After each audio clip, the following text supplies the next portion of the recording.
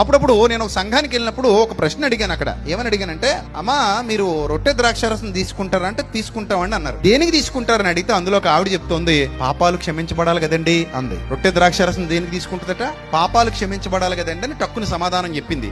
నేను అప్పుడు అన్నాను, అమ్మా మరి బాప్తిస్మం ఎందుకు తీసుకున్నావమ్మా అన్నాను. మాట్లాడలా. రొట్టె ద్రాక్షారసం అనేది పాప క్షమాపణ కోసం అని అనలేదు దేవుడు. దేనికోసం అన్నాడు తెలుసా? నా మరణమును జ్ఞాపకము చేసుకున్నట్టు. దేని జ్ఞాపకం చేసుకోవాలి? నన్ను జ్ఞాపకము చేసుకోండి, నన్ను జ్ఞాపకం చేసుకోండి. ఏంటి నన్ను జ్ఞాపకం చేసుకోవడం అంటే, ఆయన మరణమును ప్రచురించాలి. రొట్టె ద్రాక్షారసం తీసుకునే ప్రతి వాడు చేయవలసినటువంటి యోగ్యత, బాధ్యత ఏంటట?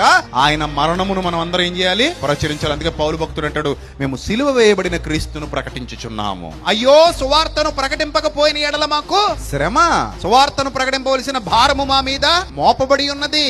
కనుక రొట్టె ద్రాక్షారసం తీసుకుంటున్న ప్రతి ఒక్కరూ నువ్వు ఎప్పుడు తీసుకుంటే అప్పుడు సువార్త పని కోసం ఏం చేస్తున్నాను, యోగ్యత నాకుందా లేదా అని పరీక్షించుకుని బలలో చేయి ముంచాలి.